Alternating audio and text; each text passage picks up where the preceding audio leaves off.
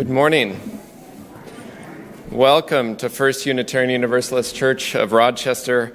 We're a church of open minds and loving hearts, celebrating many sources of wisdom and many spiritual paths. Your faith, your doubts, your questions, your identities are welcome here. Special welcome to visitors and newcomers. We're glad you're here. Families are welcome in the sanctuary anytime. There's also nursery care available and activities for children following the Time for All Ages. Visitors are always welcome. You can join us between services downstairs in the Commons for refreshments and conversation, where you can also find ways to get involved and connected in the life of the church. Today we're glad to give a special welcome to our featured musicians today, James Rex and Jessica Daly. You can read more about them in your order of service. Thank you for providing your gifts of music this morning. We're so glad you're here. Each week our offering goes out our doors to support our values in the community. For April, our collection goes to the Land Stewardship Project, working at the intersection of economic and environmental justice. You can give as the plates pass or anytime online throughout the month. Thank you for your generosity for this good work. Wednesday evenings, you can join us each week for a supper followed by choir, youth group, and children's activities. This week's forum is a brief history of our congregation, including our 150th anniversary video, as well as Beth Atkinson speaking about the book with a story of artifacts of our history that we use throughout our building, and a time for Q&A about our church and our faith. So that's this Wednesday night. Supper's at 5:30, the forum at 6:15. All are welcome. Hope to see you there. And two special announcements. First, thanks to all who participated in our annual operating budget pledge drive. As we do final cleanup right now, I'm glad to report that we expect to reach our goal, which includes expanding our music program, increasing equitable wages, and moving toward a social justice coordinator position. Thanks to all who have, that's wonderful. Yeah.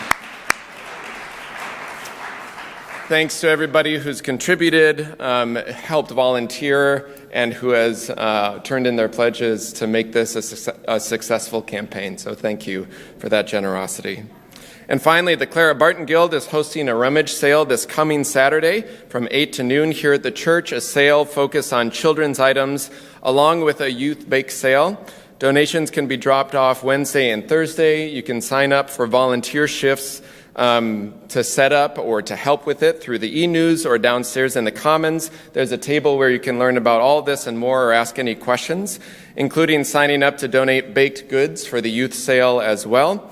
So visit the table today or see the e-news for more information, and we hope to see you on Saturday for the rummage sale. And today, as we reflect on the themes of gratitude for simplicity and being present in the moment, we're going to have a screen-free day in the sanctuary. Very retro. In other words, we're going old school, or old church, I guess, kind of like the schools are this week, in a different sort of way.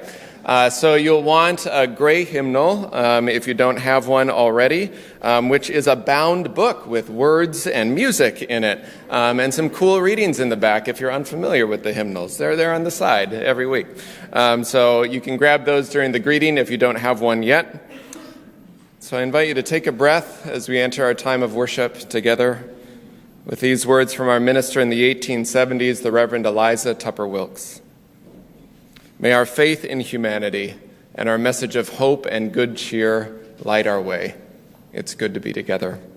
In just a moment, the music will call us back for our opening hymn, but I invite you now to rise in body or spirit and greet those around you, greet those online.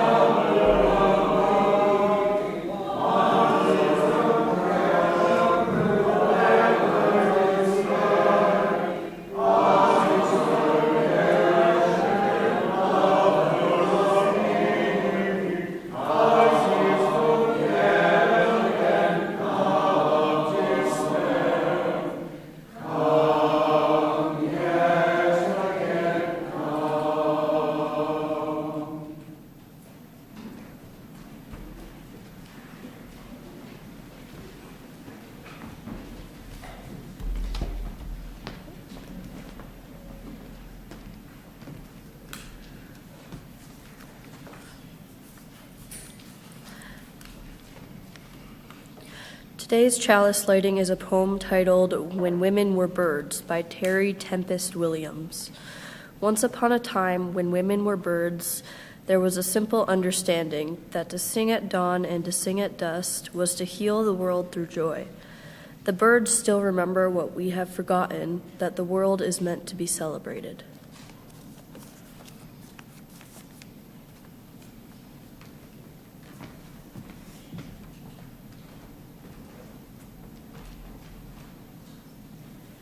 Good morning. Thanks for having us. We have a third band member who couldn't be here today, and he actually wrote the lyrics to this first song, and it's about when you have somebody in your life you care about that you is having trouble and maybe declining, whether it be due to health or mental health, and you know the person's still there, and you're always kind of looking for them, looking for that person that you remember.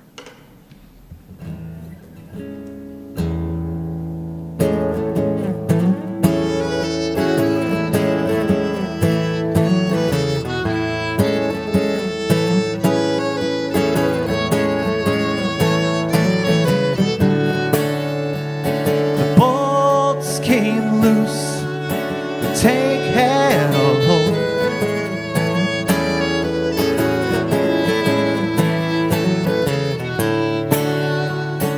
Rivets over rust, that's the story we were told.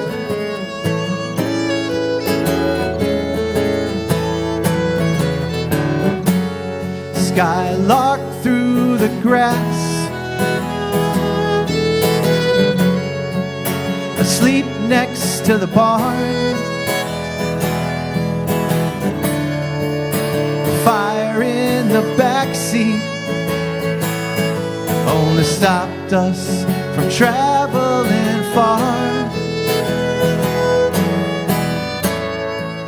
I've been all around this town, all around this town, looking for you.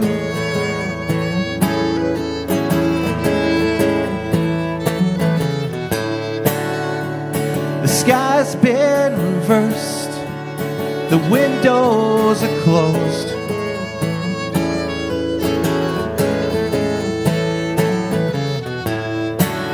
And when we go for a walk, it's just your heart and bones.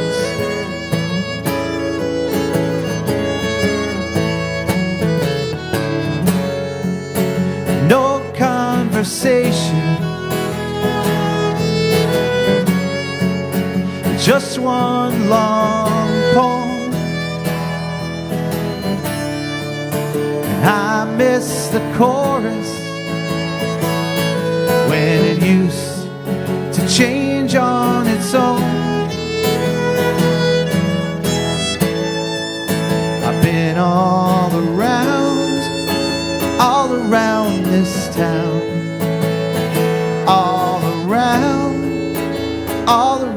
this town, looking for you.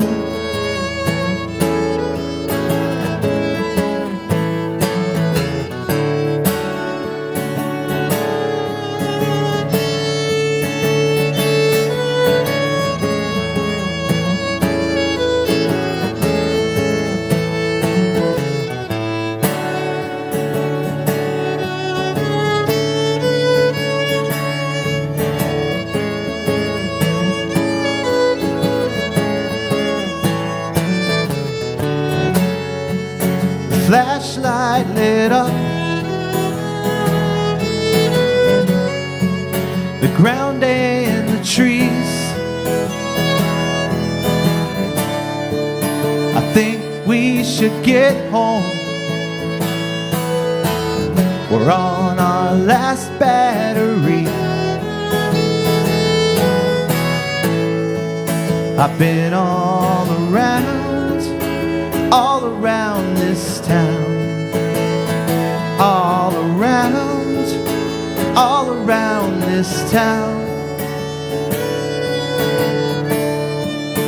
looking for you.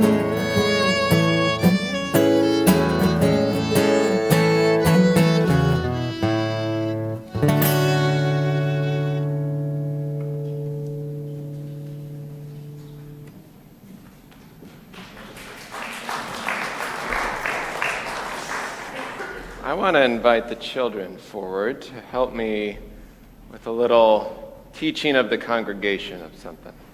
So come on up here. You can find a seat, a comfortable spot where you have a little room around you. Find a comfortable spot. We have a little room around you. So pretend you have a little circle around you. And in your circle, you need a little space to move.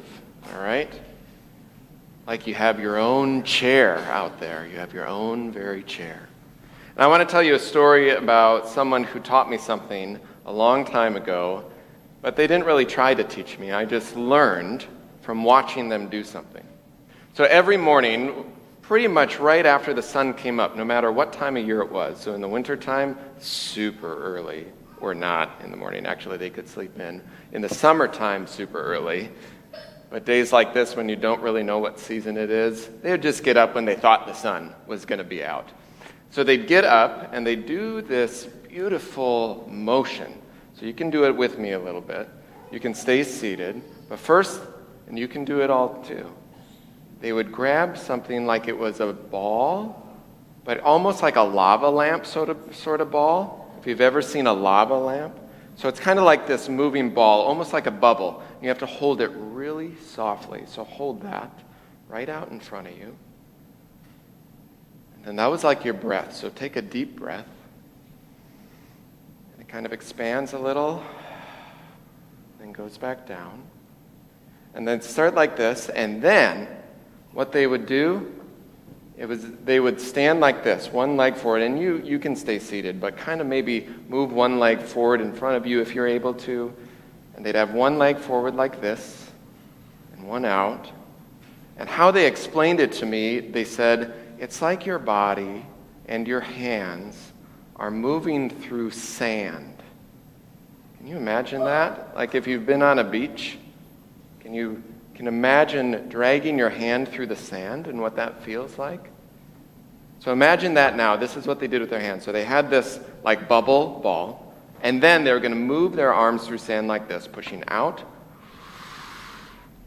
breathing in, and then pulling back and breathing out. Out through the sand while you breathe in, and then back. They would do all these movements back and forth, and they would say it's like you're moving through sand. Can you imagine the air being sand? And it's hard to imagine, isn't it? It's never happened to me in real life that the air is actually sand, but you can imagine it a little bit. Or like you're holding this bubble.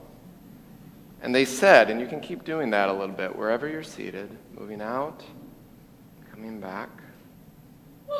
There's an ancient practice called Tai Chi, and there's many different movements that go with it. And they would do all of these, but my favorite was just a simple back and forth.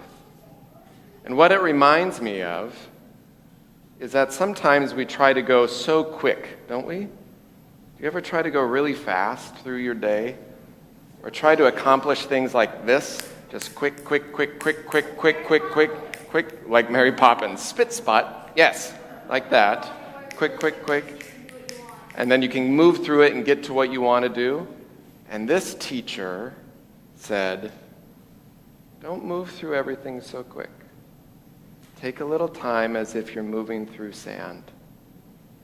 To go a little slower. To feel all that is around you. To notice things. I know sometimes when I have large, strong feelings about things, or I get really anxious about something, or I get really frustrated about something, it's really hard to think I should have my feelings and my soul move at the speed of sand. Because I want to go quick, lash out, be upset, yell, or move somewhere else, or go do something, the next thing. But if I move through it slowly and breathe and gentle like you're holding a bubble, can you hold that bubble again in front of you? You take a breath. And you slow down. That was one of the best lessons I've ever been taught. And you know what? I'm still working on it. And I bet a lot of these folks are too. And maybe you are too. You're going to spend some time with Chantel today. And we're going to sing the children's benediction. As you go to your time with Chantel, you can meet her by the door.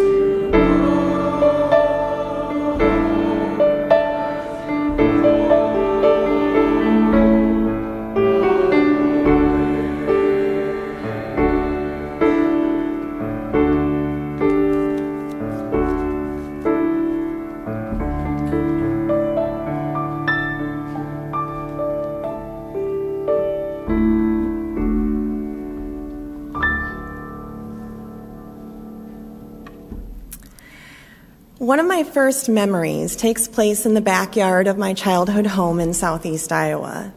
It was a sunny and warm day. I was quite young, maybe 3 or 4, and I was on my back in the grass looking up at the blue sky. I don't remember if there were clouds, but I do remember that the dandelion patches were long enough that I could see them surrounding my periphery. Thousands of tiny yellow petals held by sturdy hollow stalks encircled my view. It was simple and serene, and so was I. That memory blooms into existence on occasion, and while I can't say I've noticed a pattern as to why, I wonder if now it's revisited me for a few reasons. Firstly, and obviously, we did just enjoy our first preview of dandelion weather earlier this week. Second, I did just return from that very backyard in southeast Iowa 2 weeks prior while on spring break from my job as an elementary school counselor for Rochester Public Schools. Southeast Iowa, or how I lovingly refer to it as tropical Iowa, was well into warmer weather. And while it's still too early for dandelions, I did pluck a few daffodils with my niece while visiting. But perhaps the final reason involves the simplicity of the memory itself in conjunction with the immediate commotion I and educators in town returned to since the district's internet and systems have been shut down for safety reasons.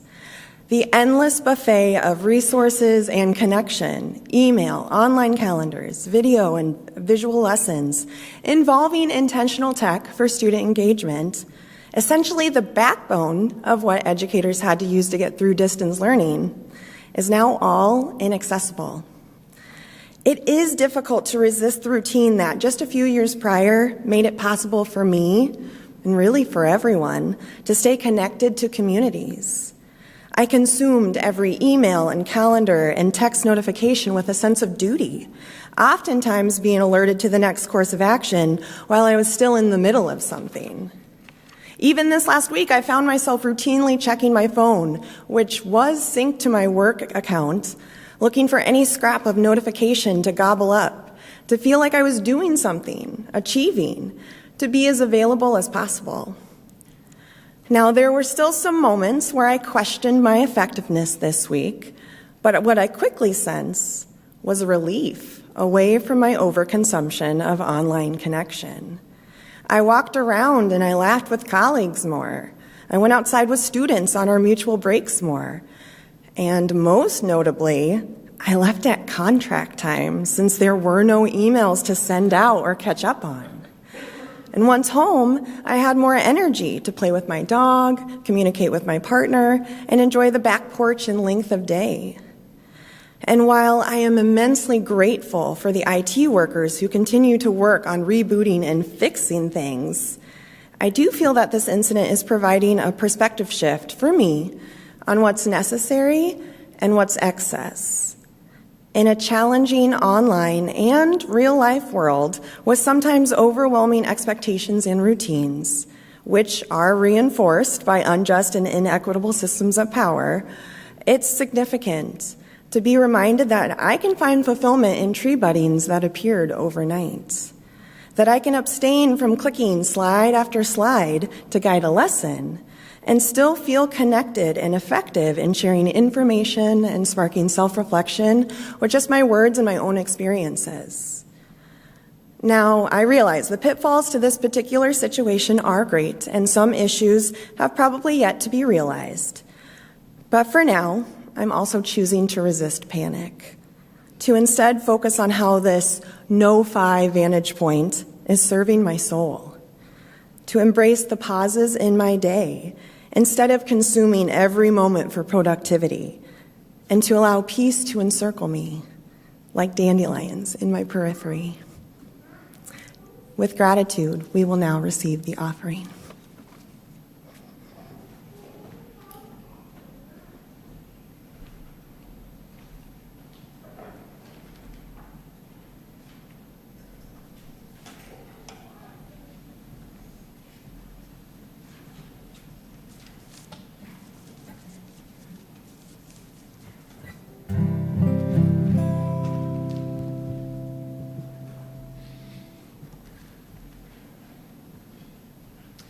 All right, the song's called It's So Hard to Hold On, and last few years have been a challenge for most folks, and I know that community is how we hold on, and family, and music, and that's what this song makes me think of.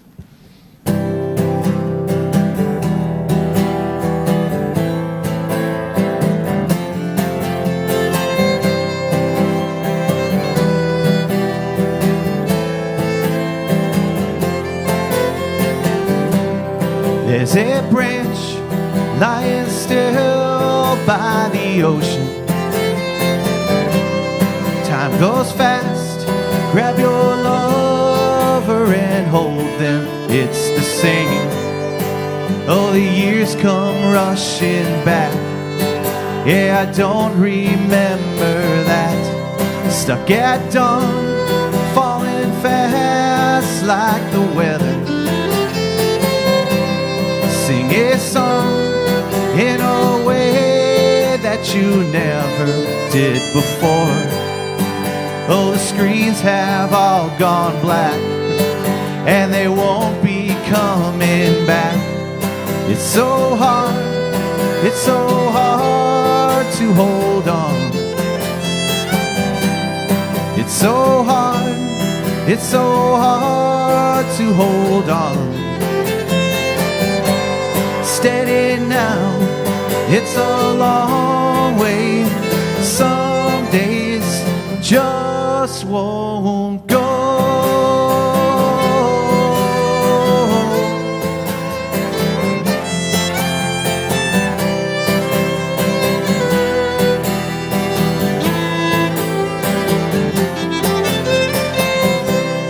Turn it around, don't tell me what I'm missing. I know what this isn't. Hold it down, just pretend for a minute. Man, it crawls, yeah, it crawls when you're in it. Man, it crawls, yeah, it crawls when you're in it. It's so hard to hold on. It's so hard to hold on. It's so hard to hold on. It's so hard to hold on.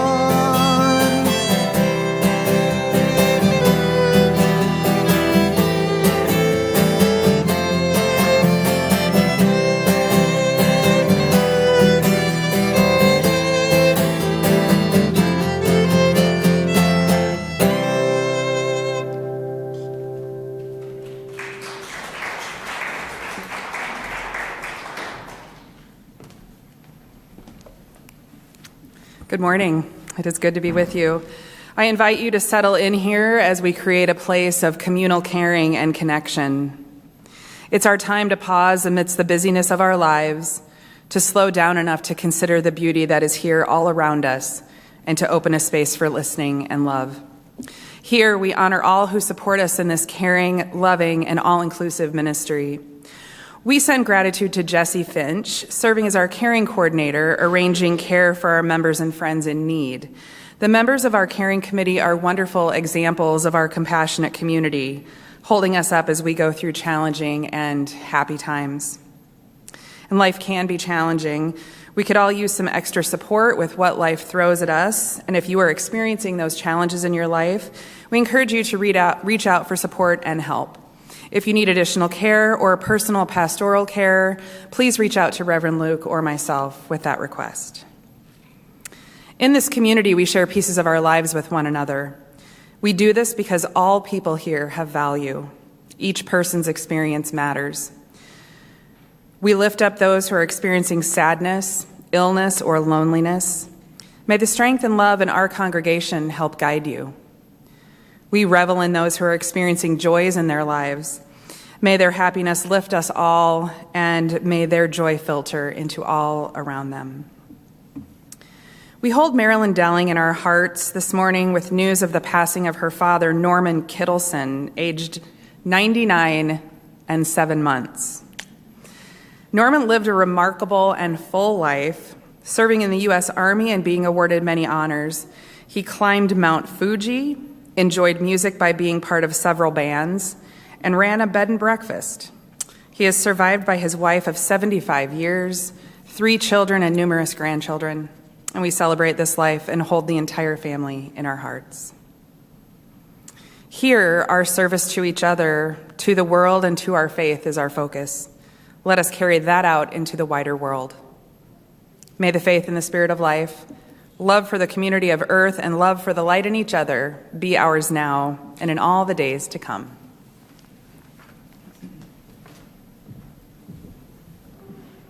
I invite you to take a deep breath. Breathe deep the breath of life. Feel below you the earth and its ancient turning. Above you the sky, and beyond that the stars shining with their ancient light, holding you in this moment, this breath. You yourself made of earth and stars.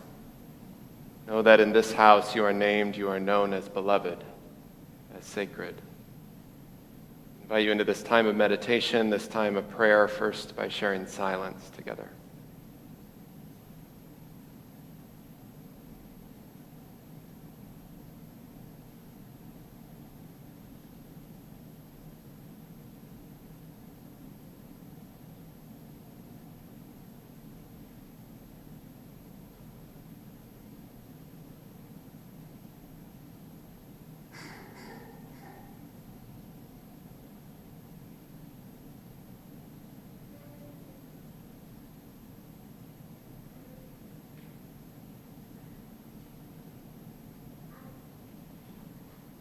Spirit of life, source of love, God and Gaia of many names and beyond all naming. For each of us, the first call of the day is a bit different. Whether it be a call to prayer or to work or to 1,000 unknowns. For some, it is an alarm set to snooze several times. For some, it is a call to prayer or the sound of bells from a house of faith that happens to be nearby. For some, it's the blare of sirens, or it's the song of birds, or the cry of a child, or the whirl and the churn of the mind. Help us to find ways at the break of day, or the break of each new hour, or each new moment or breath, to attend to the calls of the world, asking for our attention, asking for our heart, that we might respond to whatever calls to us with compassion, with love, with the belief that every call holds the possibility to lead us toward beauty or to healing, to joy, to hope. Hold in our hearts this day all those who suffer in mind, body, or spirit, I invite you to bring the names that you're holding in your own heart this day in joy or sorrow, celebration or concern, and silently or aloud now in this time to speak their names.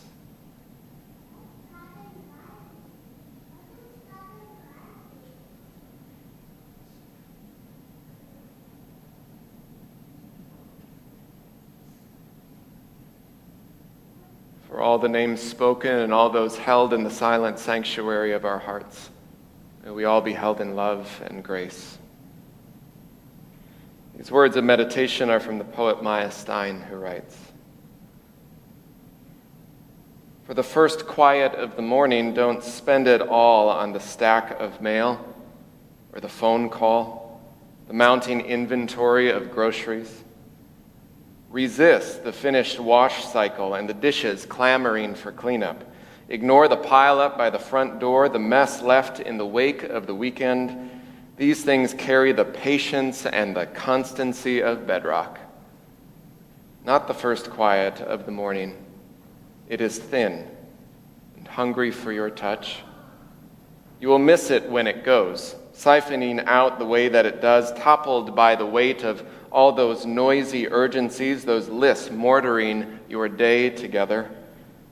This for you, this sweet and brief emptiness, this desert island, this nesting your inevitable flight, hold your wings still.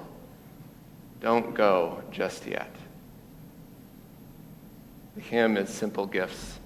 I invite you to remain seated as we sing together.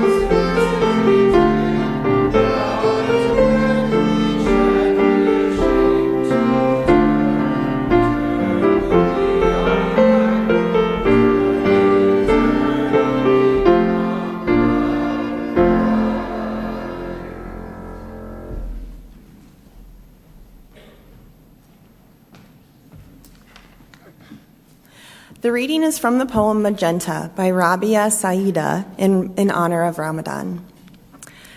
The poplars shimmer sunlight again. The ceanothus is a cloud of indigo, while an azalea in my garden is more hues of magenta than you can imagine.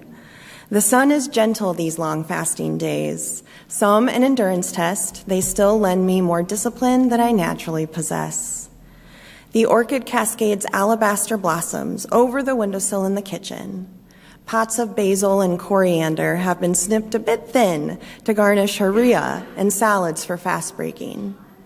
My son stumbles out of bed to eat suhoor, bleary-eyed. I try to pack enough nutrient-dense calories in to support spiritual and physical growth spurts, and pray for our protection and guidance in this labyrinth plane of reality. He's better at fasting than me. I am insomniac, wide awake in these short nights until Fajr rolls in. I need to nap cat-like in the day. Some manage to pray all night. I just try to survive the ride of the circadian rhythm disruption and learn from the alteration of feast and famine, hopeful some of the blessings of the month will settle upon me all the same. Part of the miracle is the routine breaking. No matter how uncomfortable or inconvenient, making you view things from a different perspective, creating space for reflection. The brokenness of people in the world assails me some days. There is so much pain and trauma on the news, woven into the web of relations we are part of. We must be here to alleviate some of this. We must be here as healers for ourselves and one another. Yet, the flowers and trees are perfect. Plain trees unabashed in their majesty, horse chestnuts resplendent in full candled canopies, jasmine an explosion of perfumed symmetry, roses impossibly exquisite, acers fractal in their color and delicacy, while clouds tell vast stories across the horizon. The moon is full now, veiled by wispy cloud, still visible in the coolness of early morning light. In a lull of quiet before the dawn chorus strikes up, having measured the days with illumination, it starts to wane again as days slip away with the imminent departure of our trusted friend who never fails to shake us up and embrace us in blessings.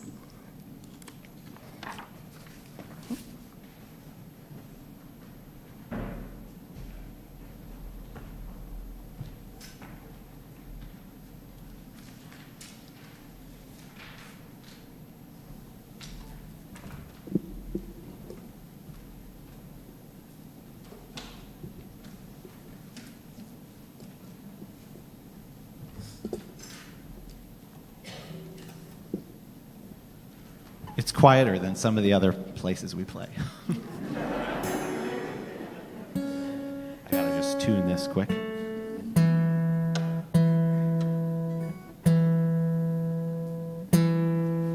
This is where I do the witty banter. I don't have any of that today. Well, writing music and creating music is a way that we channel some of our fears, anxieties, and stresses, and we can create a fictional story, fictional character around our true stresses and try to have fun with it. And that's how this song came about.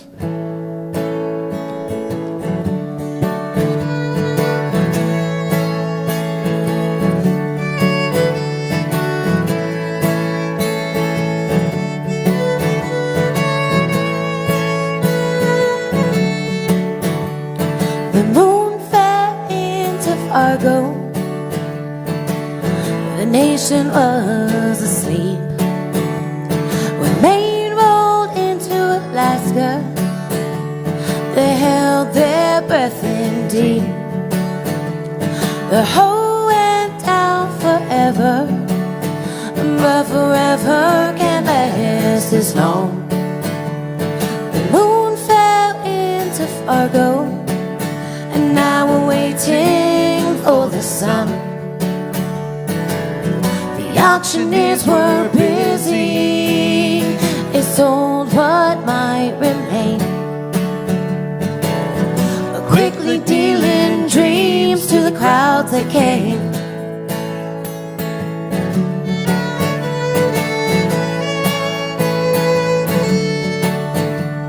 The moon fell into Fargo, space rocks fell into the plains. Women clutched their babies as the fields were filled with flame. Some will blame each other, I prefer the crime undone. The moon fell into Fargo, and now we're waiting for the sun. Half of every good man is wanting to do right. When you look the other way, there's a reason for the night. It's getting mighty bright out here.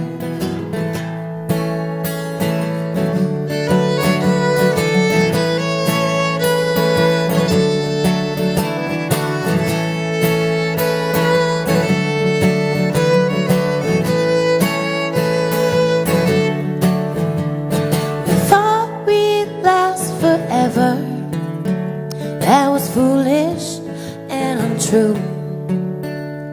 The moon fell into Fargo, took me down, and it took you too. Half of every good man is wanting to do right. When you look the other way, there's a reason for the night. It's getting mighty bright out here.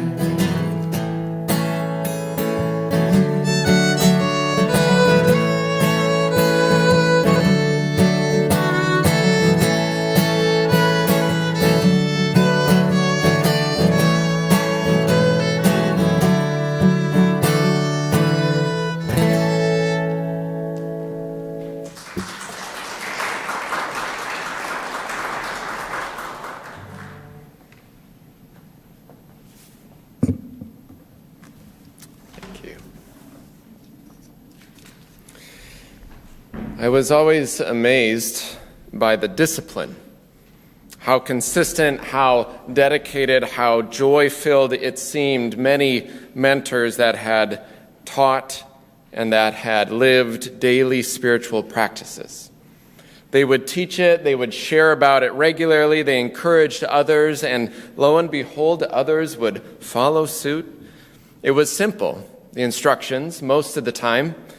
Start the day right away before the noisy distractions of a frenetic world in some simple practice that you can take with you anywhere, that is not bound to a particular place that you need to be. For one, it was a body meditation, Tai Chi primarily, and even when I saw them at conferences or other places, I would see them outside, cold, warm, raining, whatever. Neither rain nor sleet nor snow would stop their spiritual practice, and the movements themselves had such restraint, as if they tended to each particle of the air by the way they moved through it. Like the air itself was resistance to quick motion. For another, it was tea and a candle, whether it was an actual flame or a fancy chalice app, and a journal near a window. Whether they were looking out in their yard or from a guest room somewhere else, they would write down their joys and their sorrows for the day in the flicker of that flame and in the warmth of that tea. For another, it was taking a picture called Out My Window, and then they'd share it with others, wherever they were too, and so often from the exact same spot in their home. They started this practice during the 2 weeks to flatten the curve COVID quarantine, and it was a reminder that even what seemingly always stays the same is never actually the same. The way in their photos the sun would or would not shine, how the leaves had grown or fallen, the way the tracks of animals moved through the snow, something was always different, and that's what they paid attention to. To know that time had not, in fact, completely stopped, which was a good reminder in March of 2020, even if it felt like it did. So mixed in with my adoration and admiration of these people and their practices was probably a good deal of jealousy, of a feeling of insufficientness. They can do it. Why can't I get my act together and be that spiritual? Geesh, I thought. I get up slowly, mainly because of a lack of caffeine at first, and I crawl my way through the morning to some frenetic breakfast just to insufficiently help my children run out the door slightly late for school. Such a spiritual way to start the day. Over time, though, reflecting on this a bit, and as I've tried to slow down here and there to attend to things that I love about the morning, that are already infused in the morning, whether I plan it or not, like coffee and like the birds. And I savor that a bit and try to protect a little emptiness before the tasks rush in to check the email or do this or that. It's not quite Tai Chi. It's not quite reflective journaling, but it suits me most days. Sometimes I add in a little bit of reading poetry. Sometimes there's a child in my lap reading a book to me or finishing something before the school day. It's a good reminder that each of these people that I always admired their spiritual practices of, they each did something different. And it reminded me this essential, perfect truth that almost every religious and spiritual tradition tries to reach toward, that there is no one right answer, no one right path to anything, for anything. There are always multiple paths, and each can bring with it possibility or challenge or hope. Perhaps the inspiration of Tai Chi was about the flexibility, not just in body, but in practice. The movement of the practice itself seemed like it was a way to resist the belief that there was some perfect path to follow, and it could travel with you anywhere. All of these invitations to spiritual practice of being present, mindfulness, meditation, is about creating some space, some emptiness in the freneticism of the world, for the soul to pause and to breathe and to be. Something that for once is not about productivity or expedience. In fact, it is about resisting those things. That's our monthly theme for April, resistance. To create a space open enough for the soul, an emptiness in your life. And there are those who know how it feels to be truly empty, a true sense of isolation or loneliness or despair, or a body sense of deep hunger, like real hunger. Some know that. Some know a deep sense of grief, a type of feeling that you can't really put into words, or as the old Greek writer put it, for the time when we don't have words, they said, we don't know how to pray as we ought, but the Spirit shows up there with sighs that are too deep for words. Sighs that are too deep for words. Some things you can only know in your bones, in your soul. This place where love and loss and grief reside, a permanent residency in the soul there. All those things live there. That's the miracle and probably the curse of the soul, that it keeps making room for all your experiences and all your feelings to dwell there together, side by side, often, I imagine, offering each other circular perspective. Like, you should be a little more happier. Well, you should probably be a little more grief-stricken. And back and forth, the feelings go. And room is made there for all of it. Not much of a choice, for the experience of your own life to dwell somewhere there. Like the poet's words today, surviving the ride of the circadian rhythm disruption in the Ramadan practice of fasting during the day, and learning from the alteration between fast and feast, between famine and festivity. Hopeful some of the blessings of the month will settle upon them, they write. For some, it's hard to imagine the feelings of lacking, the not enoughness, deep, real hunger or emptiness in body or soul. And yet, even in a world and society where there's so much excess, so much abundance, how often are we reminded that the problem is not enough resources? The problem is not enough love to share. And in that struggle, even if you might have enough to survive, or more than you'd ever need to survive, the soul can still feel lacking or wanting or empty.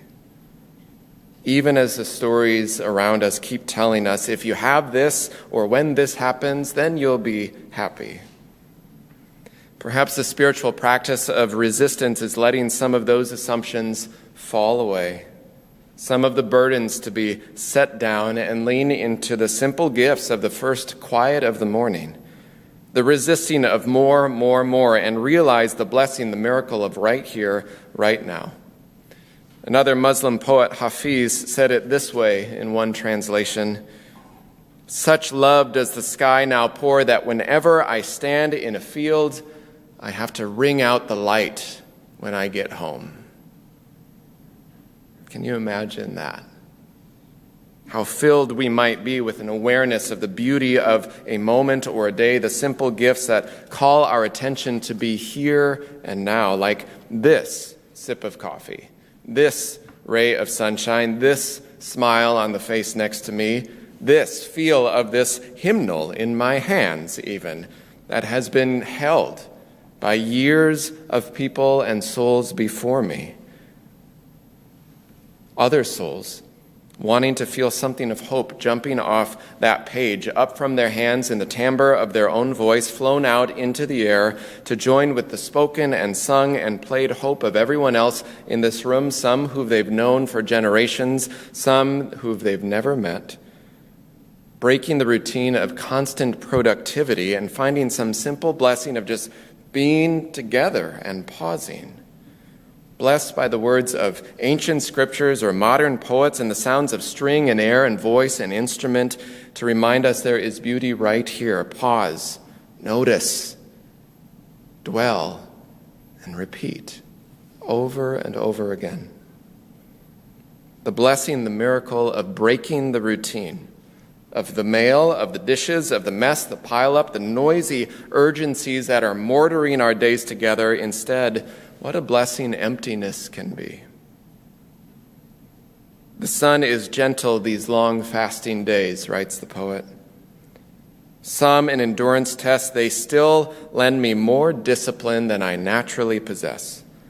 Some manage to pray all night. I just try to survive the ride of that rhythm disruption and learn from the alteration between feast and famine, hoping the blessings will still settle upon me. I love the phrase that part of the miracle is the routine breaking, requiring more discipline than I naturally possess. I love that phrase too. Do you ever feel that on some mornings? There's an old scripture verse that says, "Why do I do the things I know I shouldn't and don't do the things that I know I should?" I don't know about you, but I get into those cycles where I end my day and think like that. And I think, all right, tomorrow I'm going to be a better human being. Certainly. Tomorrow it's all going to work out. I'm going to do all the things I meant to, and I'm going to live my best life and all that stuff. And then the next day comes and goes, and by day's end I go, oops, here I am again, the end of another day, still wanting to be different or do more or accomplish something else that was on the list of the soul or the task list.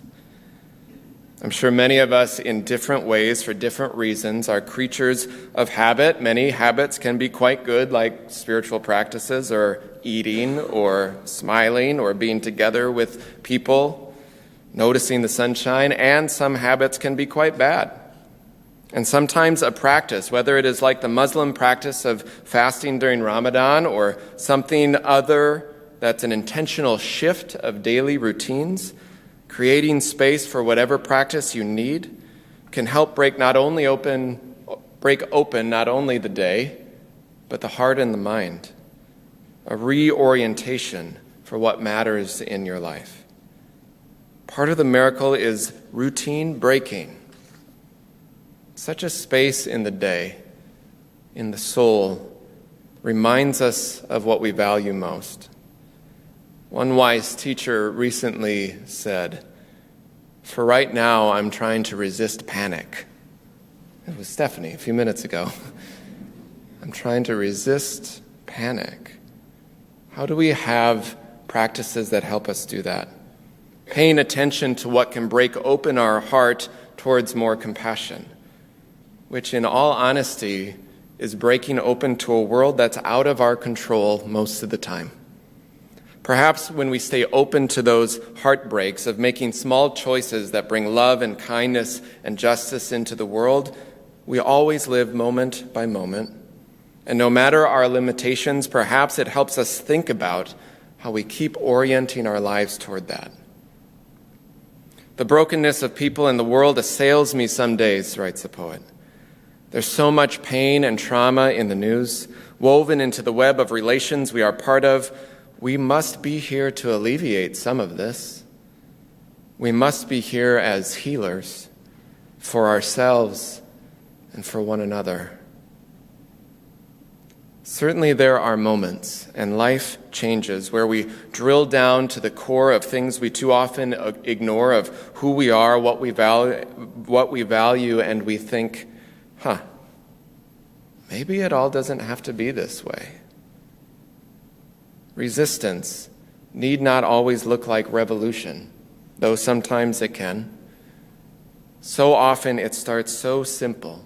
Most things are like that, noticing something you often take for granted, or breaking with the routine to feel some levity and lift to the day, or laying down burdens that can so often feel like obligatory burdens, like we have to attack the day and pounce on it to be productive and get all we can out of it, squeeze the day until it's under our control somehow. Perhaps the empty moment, just enough for breath, is where the speed of our movements and the speed of our soul begin to match. And maybe that's a type of burden that we can begin to lay down, and that will bring joy and levity. The hymn is, "I'm going to lay down my sword and shield." I invite you to rise in body or spirit as we sing.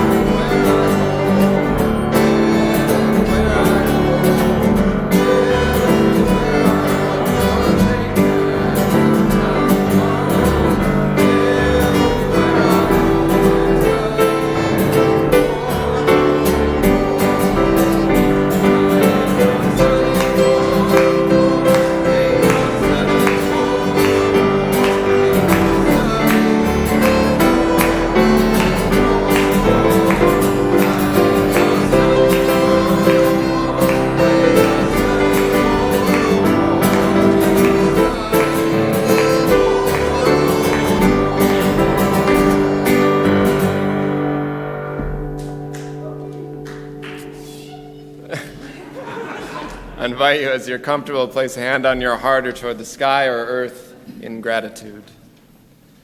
Go yonder, and gather the people. Give them not hell, but courage and hope. Give them something of the love you have found here. And tell all the people that love is our home. Amen.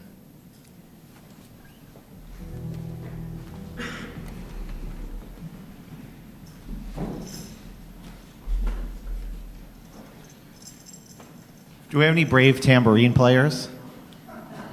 There never are, so that's why I got this one I can attach to my foot.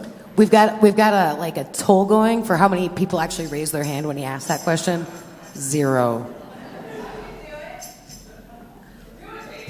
Okay. It's a small one. I think he can. You don't have to be too busy with it, just like this. Right? Yeah. Keeping the beat. Just keep the beat. Okay, the song "Zombie" by the Cranberries was inspired when 2 children were killed in a political bombing, and Dolores O'Riordan, the late songwriter of the Cranberries, wrote the song to stand up and say, "Not in my name." And when we see things happen in the world, in our own communities that we're not okay with, to stand up and say, "I'm not down with that."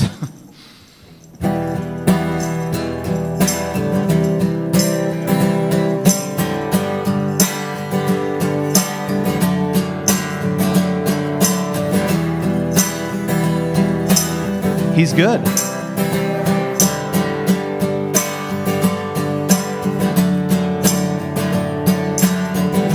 Another head hangs slowly.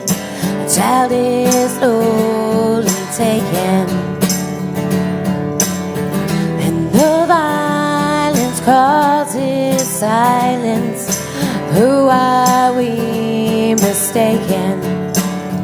But you see, it's not me, it's not my family.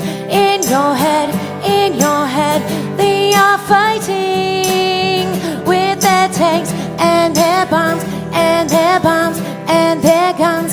In your head, they are dying. What's in your head? In your head, zombie, zombie, zombie, ay, ay. What's in your head?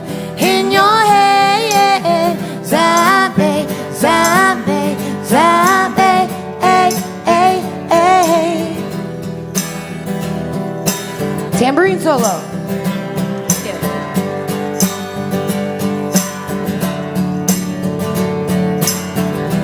Another mother's breaking, heart is taking over. When the violence causes silence, we must be mistaken. It's the same old theme since 1916. In your head, they are fighting with their tanks and their bombs and their bombs and their guns. In your head, they are dying. What's in your head? In your head, zombie, zombie, zombie, ay, ay. What's in your head?